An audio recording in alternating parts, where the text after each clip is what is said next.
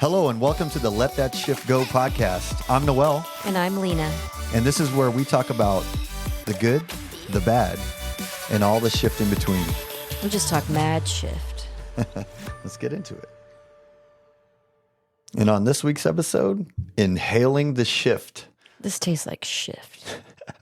We've been talking a lot about breath work and mentioning it in our podcast so far. So we thought we'd take this opportunity to share a little bit about our understanding and interpretation of breath work. Yeah, and why we got into it, how, all of that fun stuff. So I think, it's a good time to just talk about this thing that's most exciting to us. Yeah, but first, let's get into these skin deep cards. All right. Maybe get it a little uncomfortable. Okay, go ahead. You go first. What do you think you were born to do but aren't? Man, that's a hard one because I feel like I'm actually doing what I was born to do, and that I'm not, huh? Yeah, there's some things that you're not. So, you're holding back. What was I born to do that I'm not? Man, I would, the first thing I would have said was public speaking, but we're on a podcast. So I think. Check that one off the list. Yeah, that one's out. Be a carpenter because I freaking love to put things together and build things, but I don't know. I really kind of just do it in like the most jerry-rig way because I don't actually know how to do it. But I would say limiting belief. Yeah, there's one of my limiting beliefs. But yeah, I think I was born to like build things, and but I'm not. Other than building Serenity Code. What's the most interesting thing you've ever built? Like even at school, was there a project that inspired that thought? Maybe. It definitely wasn't home ec because this T-shirt I made was terrible. They don't have home ec anymore for young folks. Yeah, that's back in the old days. I do a lot of home projects myself. So if I ask for something to be done and the project doesn't start within 2 days, I start doing it myself, like backsplashing the whole kitchen and, having to cover up the outlets with the toaster because I didn't get that part right, things like that. But yeah, I like to build stuff. Is it the payoff? What's the payoff at the end? Satisfaction of having created something. Yeah. So I do have that. I create something. I feel satisfaction. So awesome. Yeah. I like that question. I like that was a hard question because I actually feel like I'm doing what I'm supposed to do. Yeah. All right. Your turn. Okay. What change in me could I make to improve my relationship with my parents? Whoa. Well, wow. What change in you could you make? Well, I think you could make more time. Yeah. And I think we can all do that, Yeah, that's a good one. Because I think about that all the time is that, our parents both live within driving range of us, but it's pretty rare that we hang out. And we did a lot of hanging out this weekend, which was so unbelievable. Amazing. Yeah. It was reunions and parties and quinceañeras and all that kind of stuff. It was like ancestral healing.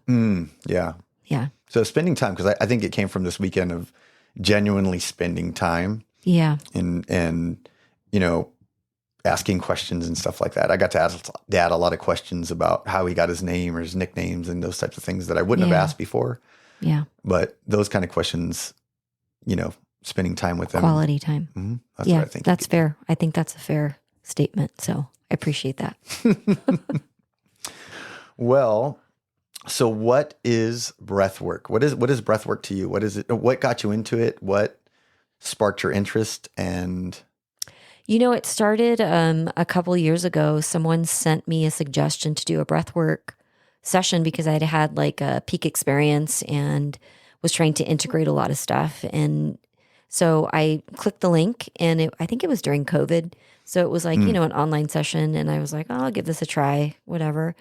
And I had no idea what I was doing. Your first one was online? My first one was online. Okay. And so this guy came on, he's a little like hippy dippy and he had some funky music and stuff, but it was cool. And I started to breathe and kind of follow the instructions. And all of a sudden I was like feeling very emotional and I started to like cry. And I remember part of my brain was like, what is happening? Like, why are you crying? But had you heard anything about it before you had done it, or what? No, What not really. knowledge did you have prior to going to this online thing?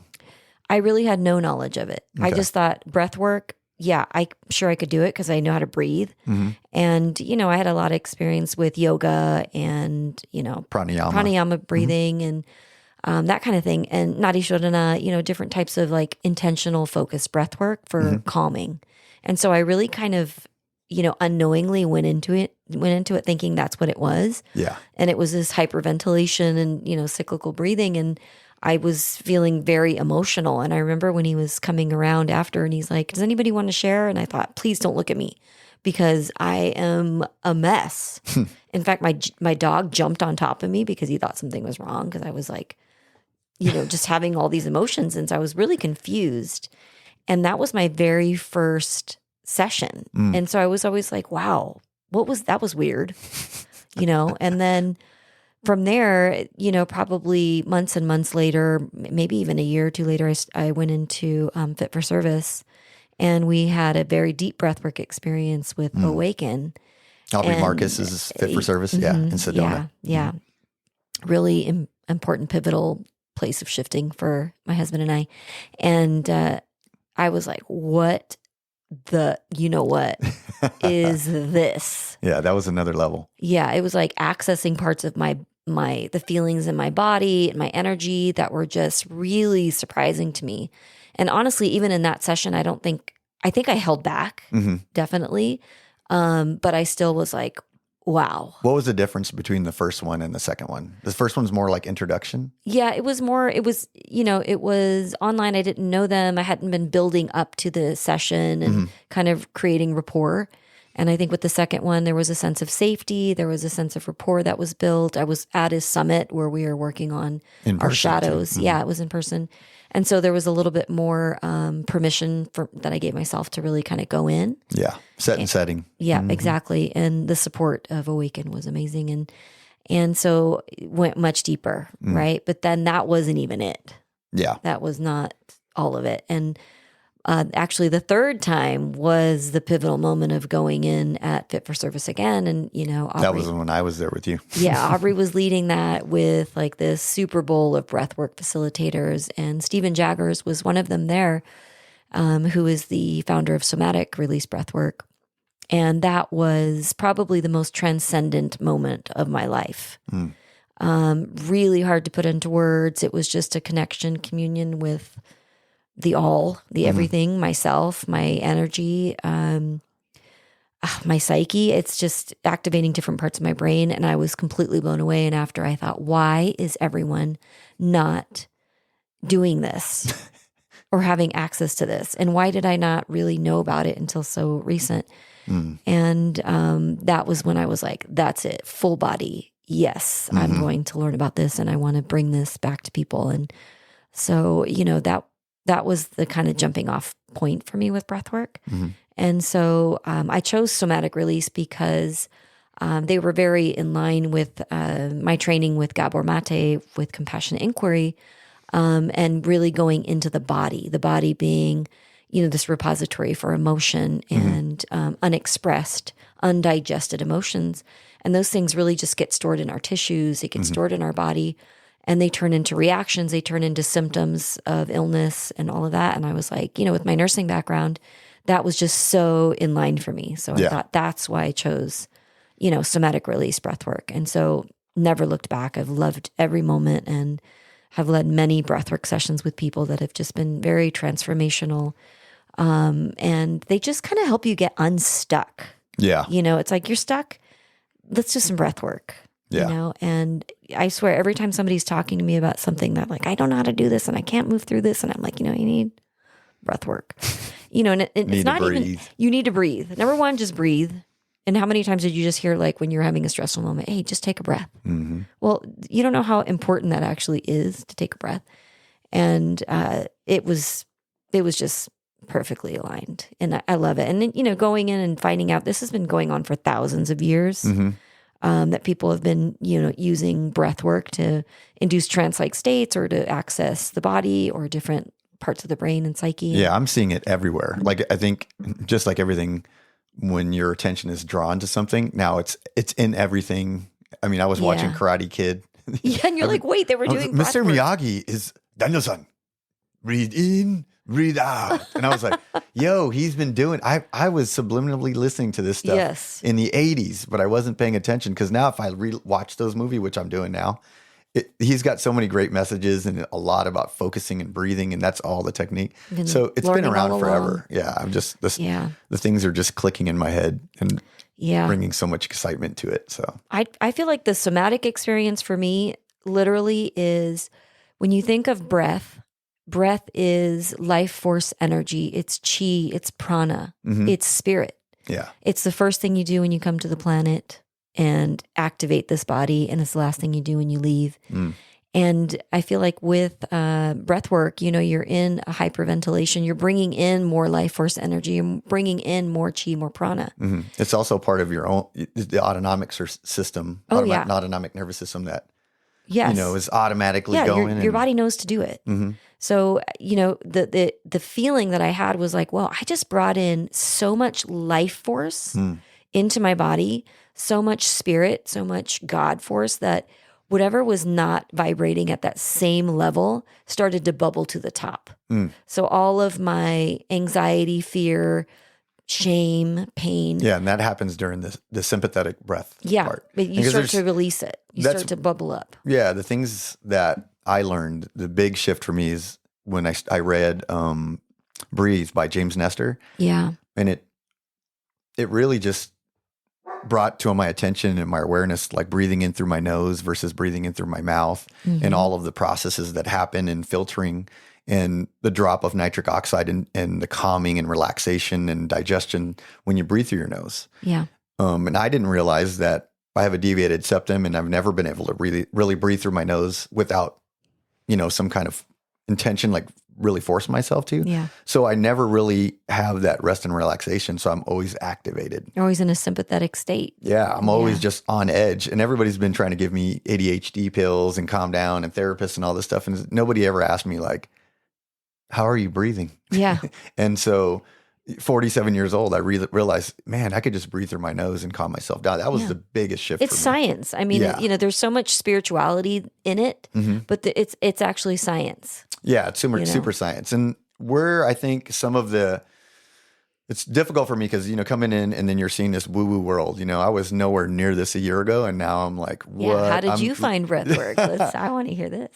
I know, but I think everybody should. Well, I mean, it was, whispering to me. I think you had mentioned, and Mom had mentioned Lucas Mack, and just sent me, I think, an Instagram of his, and I watched something, and I was like, oh yeah, whatever. And I think you said you really need to watch this because I think you had met him in FFS. Yeah. And so I went onto his Instagram page and went to the awaken.com, awaken with an O. And just started watching some of the videos and came across that 10, 20, 30 video. And that was game changer. Because then I was like, oh, there's a way I can meditate, which it led to being, I never been able to meditate because I can't sit and not think of anything. But the breathing in conjunction with that really just brought something into focus and gave me a clarity that I've never had.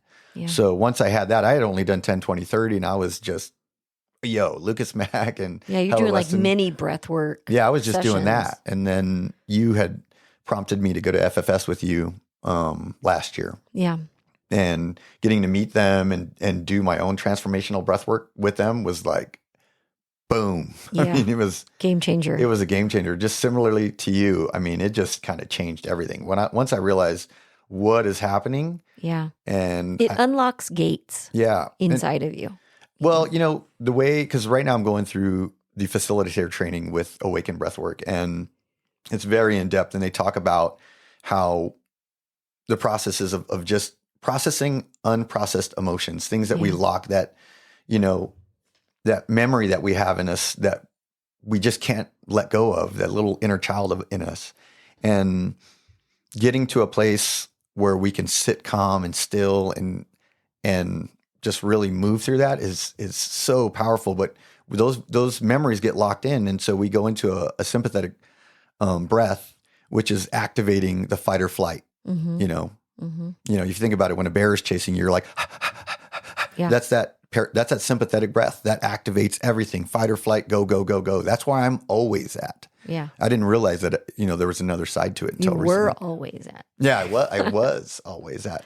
But when you get to that, you really are bringing all of those emotions. And if you happen to focus on anything in particular beforehand, when you set the setting and in the intentions of what you Why want to you're process, going in. why you're going there, what are your intentions of doing this breath work, really that starts to begin the process, journaling and all, setting all those intentions, and then going into the breath work. Man, you activate that sympathetic breath and it brings it in up to the surface, and you start activating that fight or flight, and whatever you have had in that was ready. You allow yourself to feel it. Oh yeah. Well, it's not even allowing, it comes. Like you have no choice. I don't think. I mean, it just comes. Yeah. True, you do have a choice because, there's an accelerator because you can slow your breath. Yeah. Or accelerate. It gives you an opportunity Mm-hmm. to be able to feel these things that you probably were not conscious of. Yeah. So it's like whatever's in the subconscious can start to come to the surface. Mm-hmm. And at that point, you have an opportunity to feel it and express it and then let it move through and out. Yeah. Because only 3 to 5% of our brain is conscious, and 95 to 90 is subconscious. It's subconscious, and it's a lot like I heard the example of an iceberg, right? Yeah. Your consciousness is the tip where it's out, you're seeing out. But if that iceberg was to flip over, the mass underneath is way bigger. Yeah. So, and that's what we're trying to grasp here. And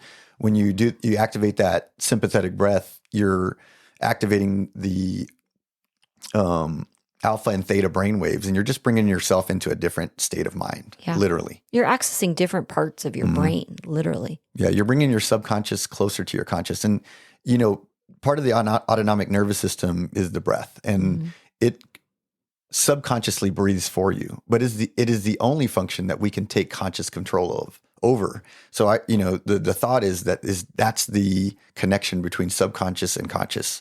And so we're taking connection with that and creating that process.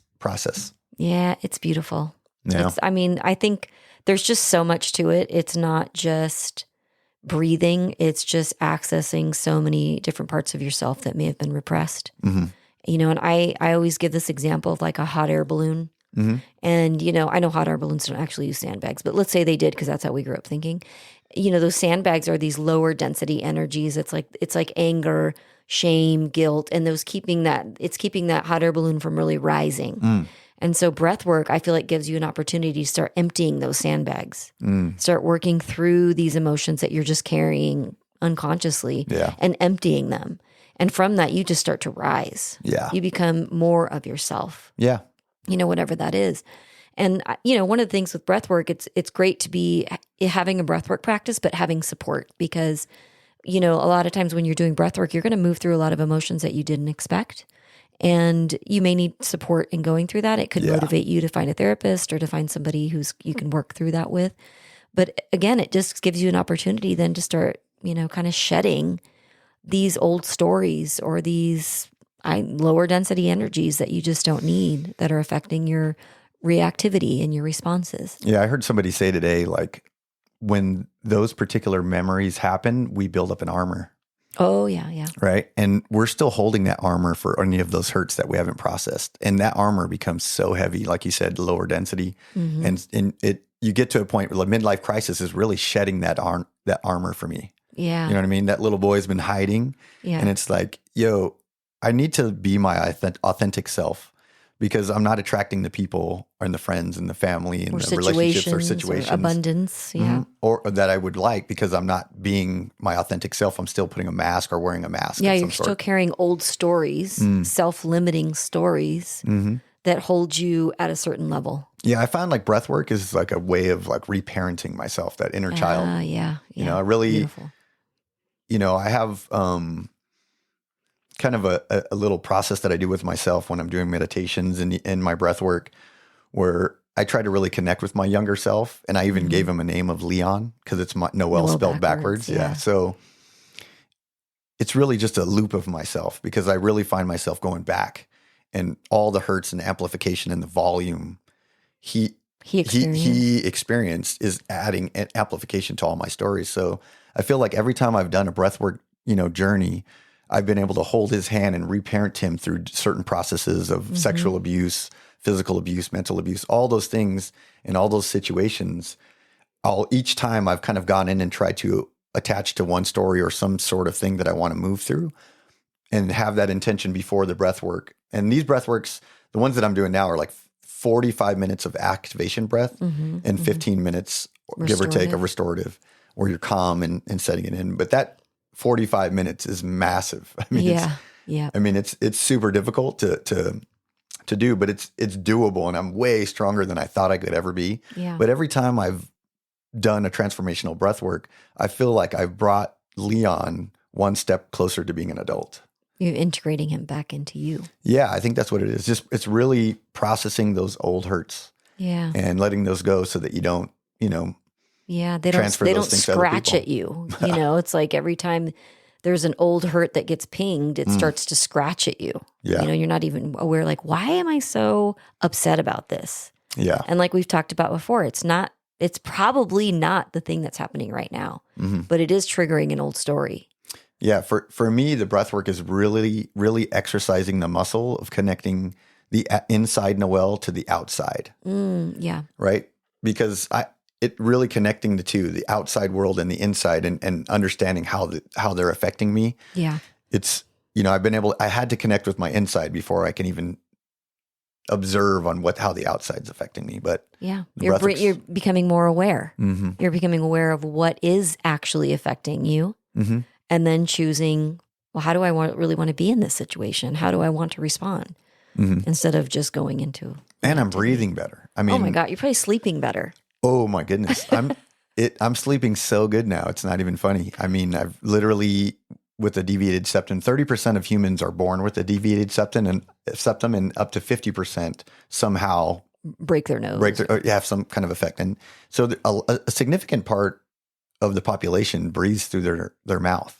Yeah, are mouth breathers, and affects your jaw shape. Yeah, teeth, everything. Teeth. I mean, I've got braces in my mouth right now. That's why it's so hard to talk all the time. If anybody wonders why I stutter my words, braces at 47 is no joke.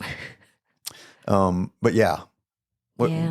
I like to do something every day, daily awaken breath work, the 10, 20, 30, just every morning and every night, because exercising that muscle of stillness and, getting into, a moment of clarity and just getting to a place where I can alter my brain waves and try to get into that alpha and theta brain waves instead of the beta that we're normally at.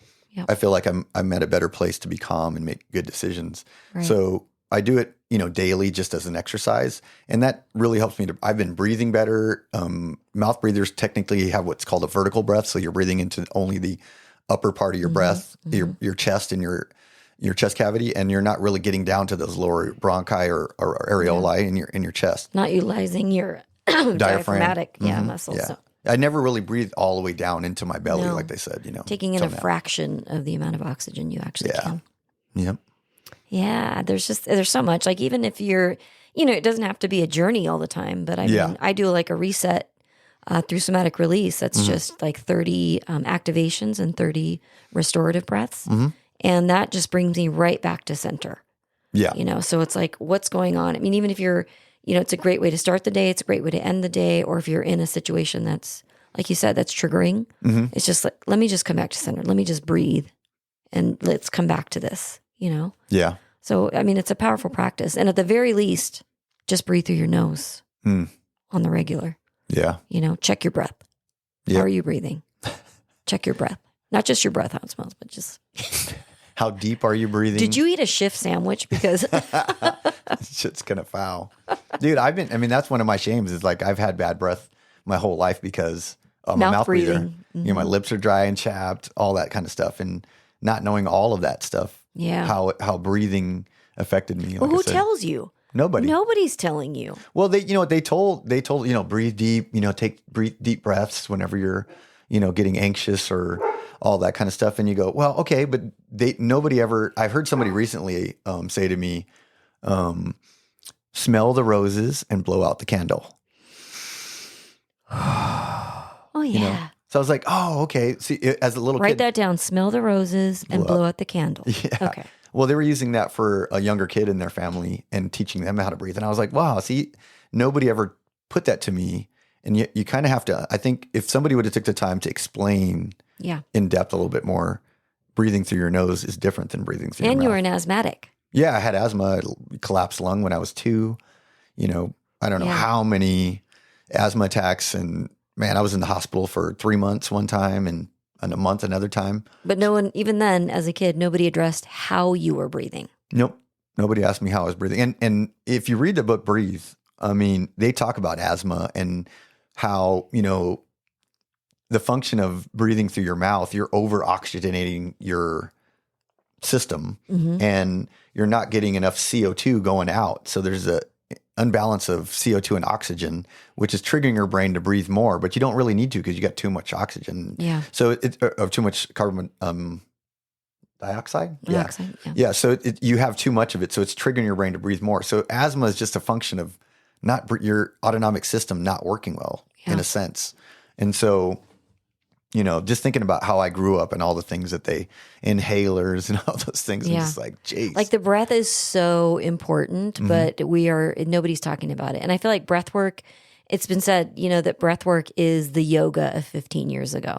So 15 years ago when people were like, what's yoga? Yeah. And then now it's like all the rage. Lots of people do yoga. And now it's breath work. It's like, what's breath work? It's like, get in on it. You know? I'm seeing it at executive functions, these big summits and things that people Corporate go to, wellness. corporate wellness. Yeah, they're just popping it into these meetings and freshening people up between you got burnout, meetings you got stress. Just do some breath work. Yeah. I mean, it is powerful. Yeah, the science is really coming around right now because they're actually doing the studies, but it's been around forever. Forever. Yeah, I mean, it goes back to it's in a lot of religions and indigenous breathing, and a lot of their chants are specific to their breathing in and breathing out. 5.5 seconds. Yeah. So once you read all that, you're like, dude, this is old stuff. I mean, even Mr. Miyagi in 1985 or 6, whatever, was doing this stuff. But nobody's paying attention. There was a rebirthing process, Stanislav Grof with holotropic, Wim Hof. I mean, it's all out there. And so I just encourage anybody, if you don't know what breathwork is, go find out because it can benefit anyone. And there's different levels. There's different, even no matter what the situation is, there's, short ones, midway journeys. It's an endless possibility of how it can benefit your life, your psyche, mental health, all of it. Yeah, I just encourage you to be curious about it. And, if it's something you haven't tried, inviting you to be curious. Invite you to be curious because it really did shift something for me. I mean, it's everything for me now because it's the core of how I get back to my first tool, and we talk about it a lot. So yeah, what I'm so excited about is we're siblings, and now we are so equally passionate about a common subject, and I just envision us, evolving our own breathwork practice with both of our trainings and our different types of personality and this divine masculine, divine feminine coming together and really supporting both men and women. So I'm so excited about being able to do this with you and sharing the practice and sharing our experiences. And it's such a gift. Yeah. It's such a gift. It's the birth of Let That Shift Go. Yeah. I mean, it really is, Yeah, it's kind of the starting point. We do breath work before every podcast even. Yes, we do. Go into meditation. Yeah. The podcast starts before the podcast starts. It does. It starts with breath work. Clear the chatter and get into your clarity mode. Do you have a daily non-negotiable when it comes to breath work, like practice with somatic breath work? Yeah, the reset really works great for me. It's 30 open mouth inhales and exhales and 30 restorative inhales and exhales through the nose. You got a YouTube video on it, don't you? Yeah, well, I'm just starting I have a guided video for breathwork practice. If you go to the Serenity Cove Temecula website and just get on our mailing list, we'll send you the practice.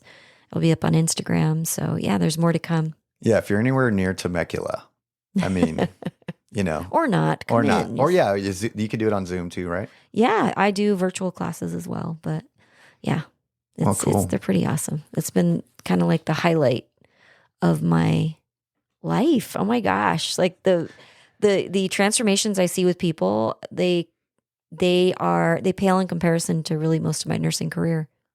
Yeah. For healing. So I'm a believer because once I did it, I was like, yo, I don't know why Banger. everybody doesn't do this.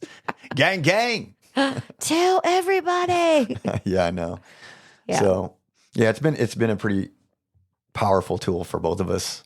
And I'm so glad that we're doing it together. Me too. And we get to share each week what we're learning Me too. and our experiences. But, look forward to much more to come on breathwork. Yeah.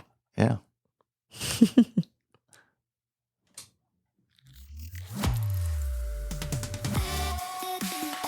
All right. That's been another episode of Let That Shift Go podcast. I'm Noel. And I'm Lena. Let us know what your questions are, and we'd love to use them on a future episode. Or check us out on Insta at Let That Shift Go, or visit our website, serenitycovetemecula.com.